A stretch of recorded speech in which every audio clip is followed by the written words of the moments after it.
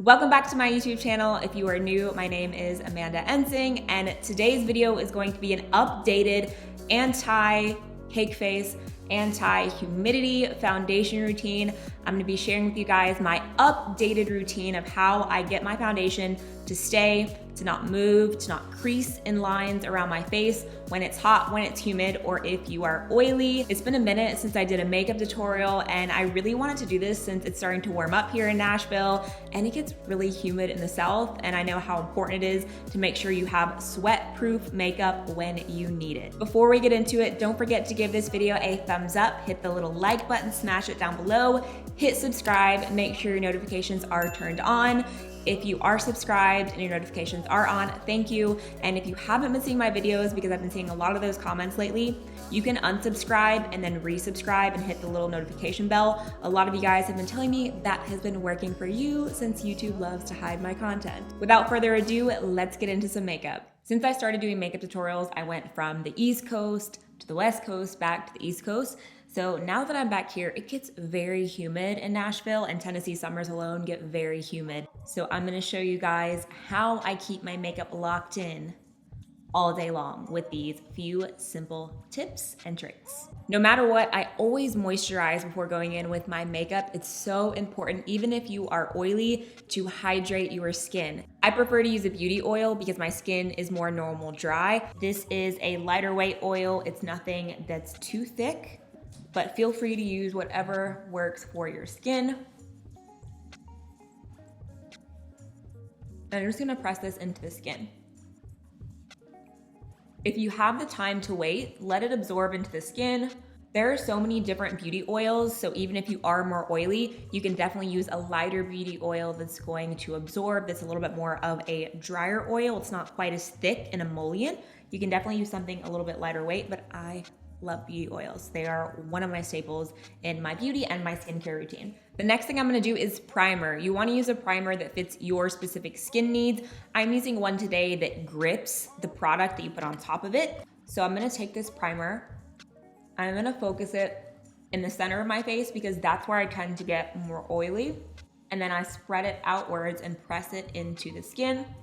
This is a gripping primer, so it's going to hold anything that goes on top of it and provides you an even canvas for applying makeup. And it also helps for products not to settle into fine lines on the face. Side note on primers, the reason I didn't use a mattifying primer is because I feel sometimes mattifying primers can really dry out the skin and make your skin look super parched. I think they have a purpose and they work sometimes, but certain ones tend to add like dry spots and they don't personally work for me. So that's why I decided to go with a gripping primer that would hold everything into place versus a mattifying primer. And then I'll use powder and setting spray and a few other techniques to make sure everything stays locked in all day. The next thing that I'm gonna do is add a light dusting of translucent powder, yes, under foundation. I'm sure some of you have seen this trick before. It's nothing new, but I feel like people are always like, wait, powder under foundation? Yes, it's going to help absorb those excess oils before it goes through your foundation. You have this little layer. So I'm gonna do a very thin layer. I always tap off the excess. And I'm just gonna focus it on the places of my skin that I get oily. I'm not putting it all over the skin because I don't get oily everywhere. I'm just gonna focus this in my T-zone. I like to leave the tops of my cheekbones alone because they naturally, those highest points, I like that little bit of glow. So I try not to add any powder in that area. I really just focus on my nose, my forehead, and my chin. When it comes to powder, I think the less is more. If you don't need it all over your face, don't put it all over your face. Focus it in the areas where you get oily or where your makeup tends to separate. Now I'm gonna take a setting spray to lock everything in place. And what we've done is we've created this layer, this primed layer, to where it's going to stop excess oils from coming through as much as they normally would if you didn't do all of these steps. So this is gonna help a lot if you get really oily, if your makeup tends to separate. This is gonna help lock everything into place. Once everything is dry and everything sets on the face, you can go ahead and go in with your foundation. I'm gonna go with a longer wearing foundation, especially when it comes to humidity, when it comes to foundation separating. You want it to last all day. You want something that's longer wearing because BB creams, tinted moisturizers, lighter coverage, more natural foundations don't always have that long-term effect. They usually are meant to wear off during the day and to kind of mix more with your natural oils, look a little bit more natural. This is a heavy duty foundation, so that's what I'm using when I want something to last and not to budge. So you can use a sponge, you can use a brush, it's really up to preference. I prefer sponges whenever I'm going for a more dewy look most of the time, because sometimes since the sponges are dipped in water, it can add more moisture to the face. So I'm gonna use a brush today. With the brush, I'm just going to start pressing this into the skin.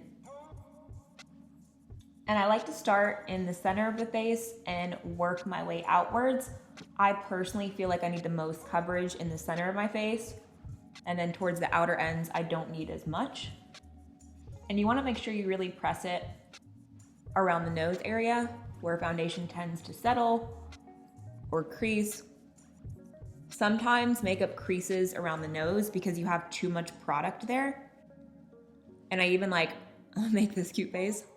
I do that to make sure I really press everything in. You'll rarely see me add foundation underneath of my eyes because I feel like it adds an extra layer of product, and that can also lead to concealer creasing because you have too much product underneath of the eyes. And I press into the skin versus swiping. When you swipe, I feel like it often can leave your foundation looking streaky. So I like to press the foundation into the skin in tapping motions. If you've ever had that moment after you do your foundation, you're like, oh my gosh, this doesn't match. Well, it could not match. It could be the wrong shade, totally. But something else to think about is when you just put your foundation on, you're taking all of the shadows out of your skin. You have a completely blank canvas. Wait till you go in with concealer, you set, bronzer, contour, add the depth and dimension back into your skin to see how the foundation looks. Because even me looking right now, this foundation has a little bit more yellow. I feel like my chest looks a little bit more red, at least on my viewfinder. But once everything sets, it'll look better. In person, it looks like it matches, but sometimes on camera, it pulls up a little bit differently. The next step is concealer. I'm gonna go in with as little concealer as possible. If you remember, I did it for so long when we do huge triangles under the eye, which if that's your preference, totally do it. That's the great thing about makeup. You can do whatever you wanna do. I started doing less concealer last year, so I usually go in the corner of the eye. If you haven't seen my new natural techniques video, I'll link it in the cards in this one. But this is a technique that I have just stuck by, and it looks so much more natural underneath of the eyes while covering up dark circles. So I like to focus on the inner and outer parts of the eye first. And then I will take a little brush and I go in between the inner and outer parts of the eye. I bring them both in and I blend out the concealer. If you have a lot of darkness under your eyes, I would recommend going in with a corrector first. Just depends on the tone of the darkness under your eyes, but typically peach colored correctors, depending on the level of your skin, whether you're more fair to darker skin tones, you'll use a light peach or a darker peach, but that can help to counteract darkness as well. Now I'm gonna set my concealer and my face with some more translucent setting powder. This, I'm gonna go in a little bit more heavy-handed than I did before. Initially, it was just a light layer to lock in underneath of the foundation. This is to actually set the concealer and the foundation on the skin. Again, I'm only gonna apply it in areas that I need it. I'm gonna take a damp beauty sponge just because I feel like this gives you the most natural look, and I'm really working it into the powder. It's important to note you wanna make sure you blend your concealer before you do this. Sometimes if you blend your concealer, start doing something else and come back, it'll already start creasing. Make sure before you do this, you can always go right back in and blend it again to make sure you don't have any creases, because if you set it when it's creased, it's gonna stay that way. So I'm gonna press this powder right where I need it, underneath of the eyes, to set my concealer.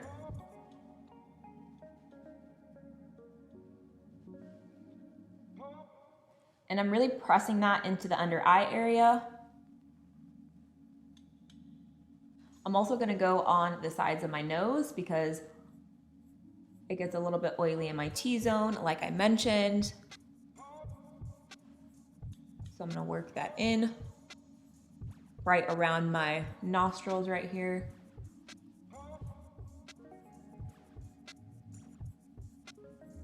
Anywhere that you get oily, I feel like a lot of people struggle.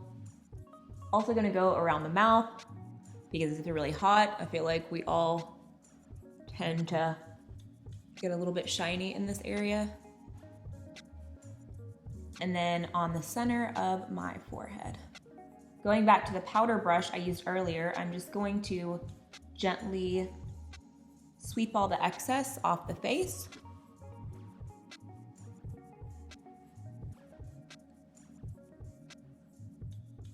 And then I'll lightly go over my lids. Since I usually do eyeshadow, at least some bronzer in the crease, I don't worry about setting this too much because the bronzer will set it. I'll blend it out right before I do eyeshadow. At this point, my foundation and my base is done. All you have to do at the end is set it. So now I'm gonna go in and do the rest of my complexion. I'm gonna go in with a little bit of bronzer to add some dimension back because everything looks really flat until you do that. And if you don't bronze, you can always skip straight to blush.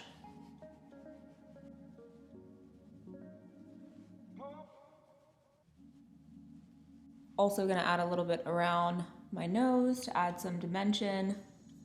Contouring the nose or adding a little bit of bronzer here can really just change everything because the nose can get really flat if you just add foundation and nothing else, because naturally you have those shadows in the nose. Now I'm gonna take some blush. I love using like corals and even reds because I think they add this really beautiful flush to the skin. And I take it right on the bridge of my nose as well. And usually with blush, I'll apply it now, and then when I'm done with my makeup, I kind of go back and see, because blush can also kind of settle into the skin and then you feel like, where did it go? That happens to me all the time. So I usually end up applying 2 layers of blush, one now and one whenever I finish. Also gonna add a little bit on the forehead. I know it sounds weird, but it just ties everything in together. I'm also gonna take a shimmery bronzer to add a little bit more highlight to the skin, and I'm gonna go right in between the blush and the bronzer. And you'll notice this really outside, or if you're somewhere with a lot of light, it's gonna add a little bit of glow. I like using shimmery bronzers, especially during spring and summer, because I just think it looks really flattering on the skin. For highlight, I usually like to use a dewy stick or something that's very glossy, but since this is a locked and loaded foundation routine, you probably don't want something like glossy sitting on top of the skin. So I'm gonna use a powder highlight today. I have this little palette. Once I put it on the brush, I'm just gonna spray it with some setting spray and then hit the tops of the cheekbones. My skin is pretty much done, so I'm gonna finish the rest of my makeup off camera and then I'll come back to set everything for the final step. The final step is to lock everything in just for security purposes with a setting spray. I'm gonna go back to the same one that I've been using and just lock everything in.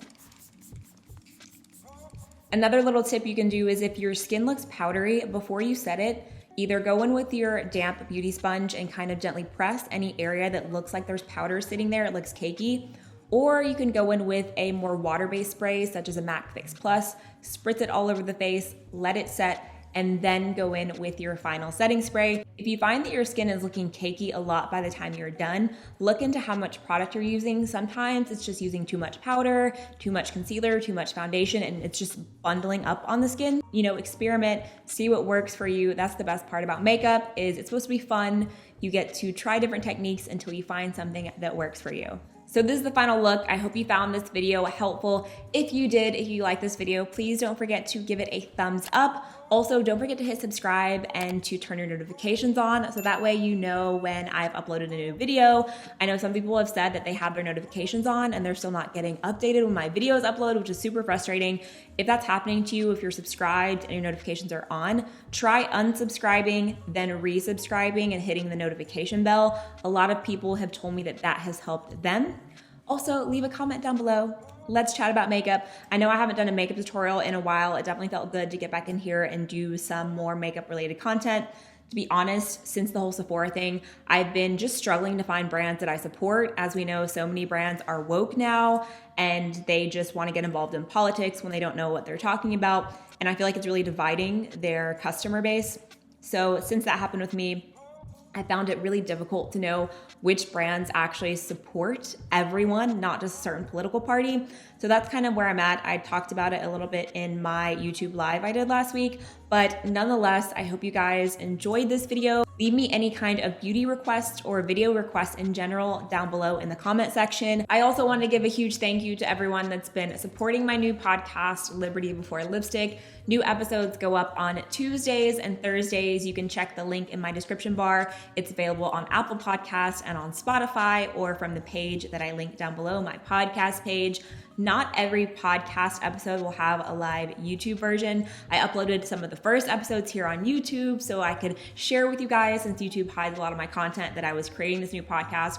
But I want to be able to give you different content on different platforms. I want my podcast to be something you can listen to on your way to work, when you're working out at the gym, when you're doing your makeup, when you're getting ready, something that you can just be living your life and listening to. My podcast is so different than anything I've ever done. It's all about faith, politics, business, current events, and, life in general, things that happen. And it's been so great. I will be uploading some podcast episodes here and have a live version to complement that one. But for the full versions, you can check my podcast on Tuesdays and Thursdays. It's been amazing. I just want to say thank you.